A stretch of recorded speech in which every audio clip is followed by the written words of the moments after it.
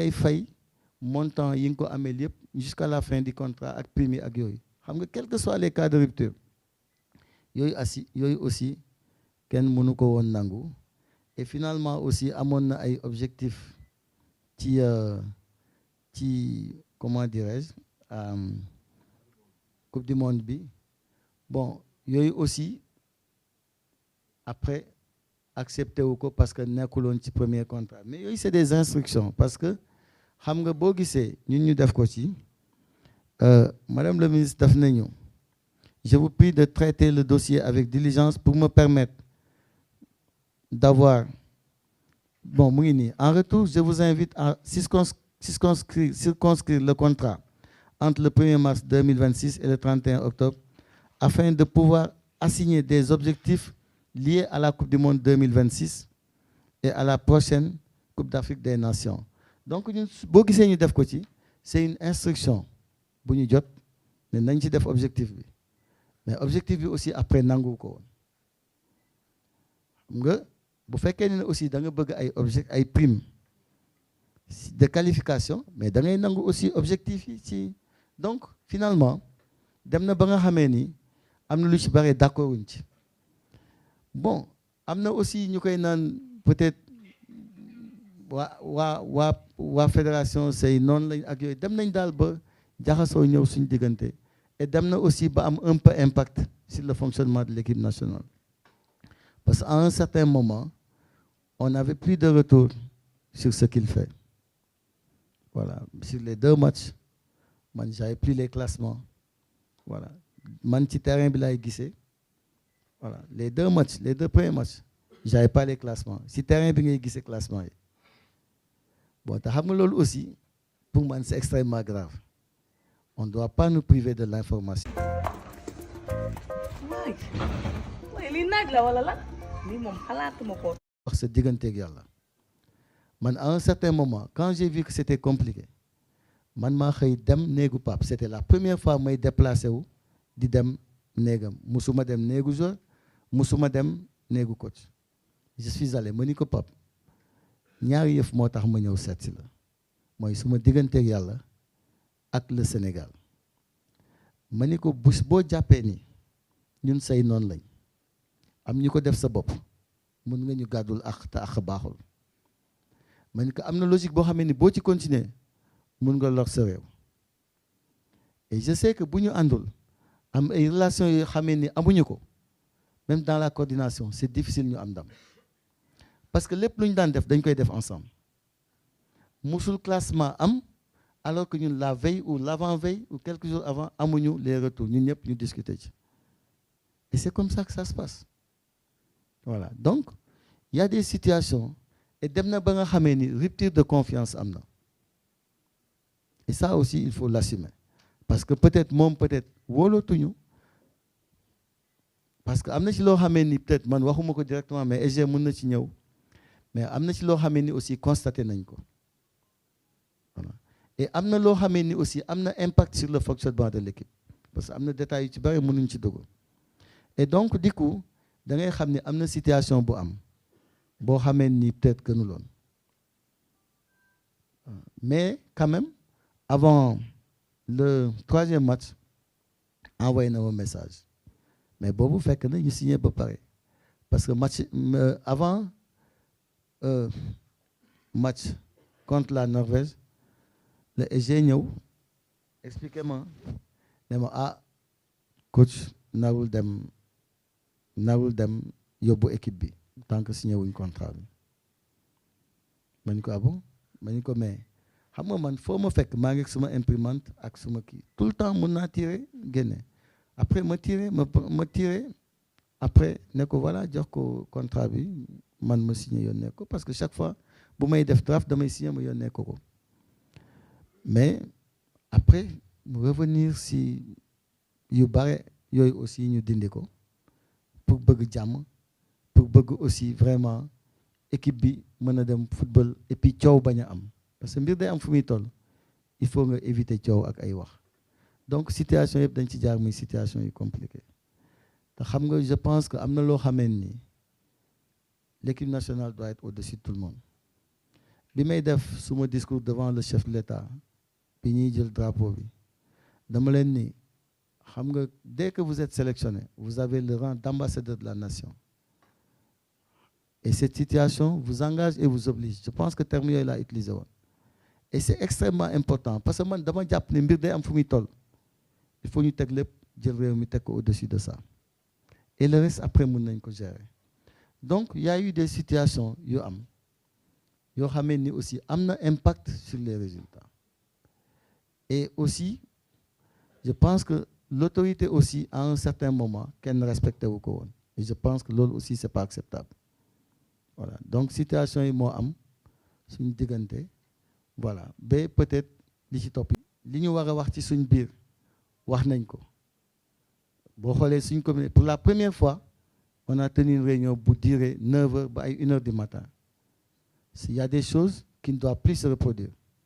sur les délégations et sur plein de choses voilà loolu am na ci loo xamee ni man mesure bi may njëkk a jël mooy la charte des équipes nationales j'ai déjà le projet de charte loolu dañ koy valider nga xamee ni que ça soit les dirigeants ak les joueurs les encadreurs il y aura un comportement et chacun va y adhérer avant d'être dans le dispositif loo gis rek di nga ci am jàngat et solution mën na ci am waaw. Alors pour la commission parlementaire mais vous savez moi toute ma carrière j'ai été contrôlé moi je suis très à l'aise sur ça vous savez je peux vous lire la situation de l'ensemble des dépenses qu'on a exécutées pendant cette Coupe du Monde et si vous le permettez je vous fais le détail exhaustif de tout ce qu'on a dépensé au près.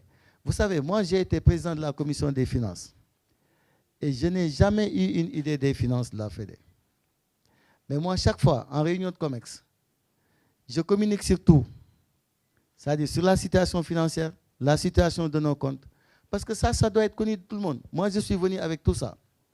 Je peux vous dire à tout moment combien on a reçu au titre de la FIFA, au titre des partenaires, au titre de la CAF et l'État ne nous accompagne pas. L'État, nous, on exprime les besoins et l'État exécute dans la mesure de ses possibilités. Voilà. Donc, c'est ça le principe. Moi, à ce niveau, je n'ai aucun souci avec ça. Et à tout moment, je suis toujours prêt à donner toutes les explications sur la situation financière et sur le fonctionnement de la fédération. Et si vous le permettez aussi, je peux vous donner une idée sur les dépenses de la... Enfin, mais juste le montant global. Je vous donne quelques informations, c'est important. Ça, je l'ai fait... Ah oui. Hein? Ok, donc c'est pas grave. Ok.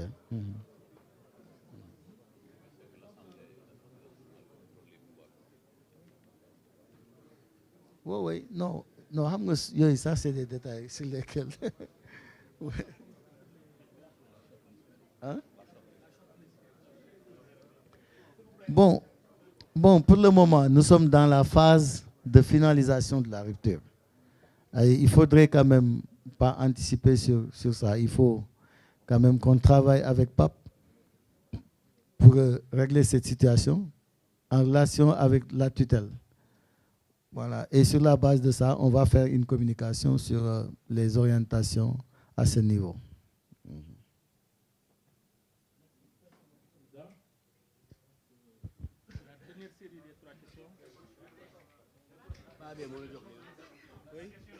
Mais Lola Tordou, c'est ce qu'il a répondu.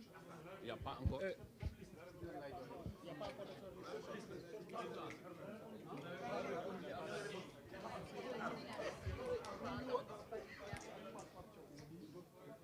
Arona dem lañu wax.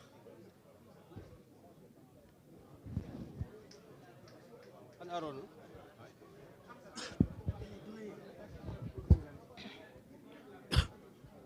Merci. Bonsoir, bonjour à tout le monde. Arona Dem du journal Informé. Président, vous êtes revenu tout à l'heure sur le cas du contrat de Pape Diaw.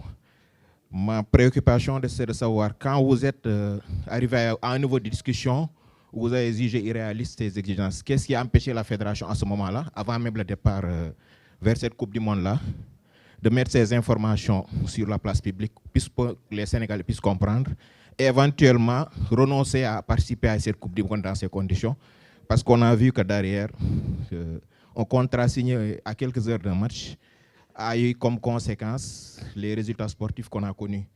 Et accessoirement, aujourd'hui, à combien va s'élever la cagnotte pour indemniser Pape Thiaw dans le cadre de cette rupture?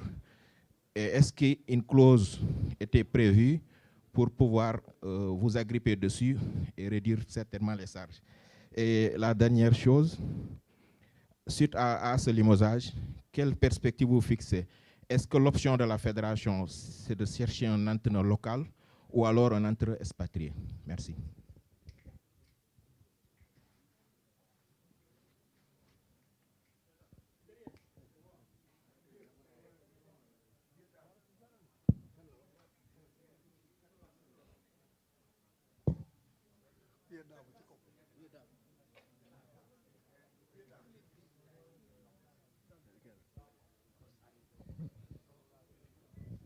Bonjour, Vieux Dabo, journaliste sportif.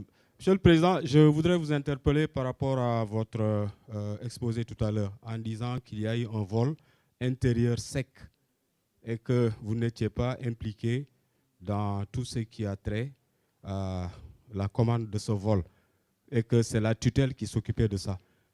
Ensuite, vous parlez du contrat, les péripéties de la signature du contrat. Donc apparemment, c'est une bête à trois têtes, le ministère, la fédération et Pape Thiaw. Qu'en est-il de cette commission mixte qui existait entre la fédération et le ministère qui permettait de prendre en amont en charge des questions d'organisation de ce genre?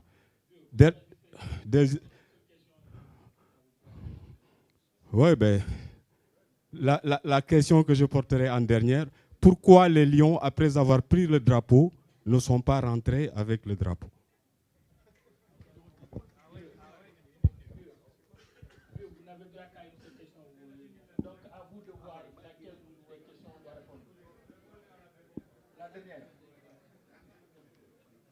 Monsieur le Président, des trois questions qu'il a posées, vous avez le droit à répondre à la dernière. Il a dit pourquoi les Lions ne sont pas rentrés.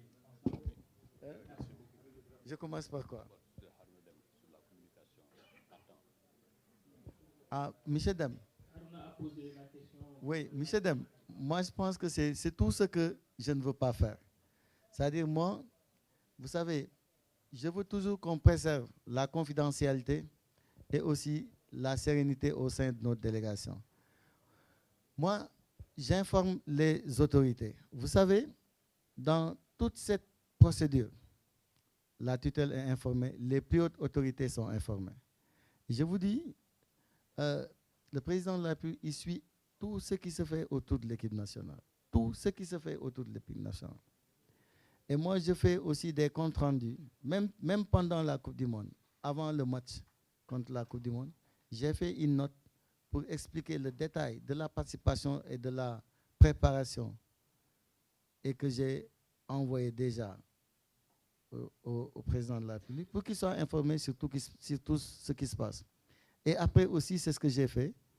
Et le ministre de la Jeunesse et des Sports aussi est tout le temps informé. Ça, c'est extrêmement important. Et tant que nous sommes en phase avec nos autorités, je pense qu'il n'y a pas besoin de mettre certaines situations sur la place publique. Voilà. Et aussi, il faut éviter les polémiques parce que ça a souvent un impact très négatif sur la vie et le fonctionnement de l'équipe nationale. Sur les clauses de rupture, là aussi, nous nous sommes entendus. Hein, je pense qu'il y a 8 mois de salaire qui est prévu. Et peut-être il y a d'autres dispositions.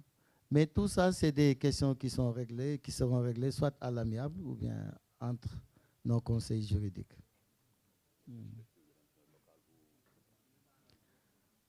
Ah, bon, de toute façon, toutes les options restent possibles. Hein.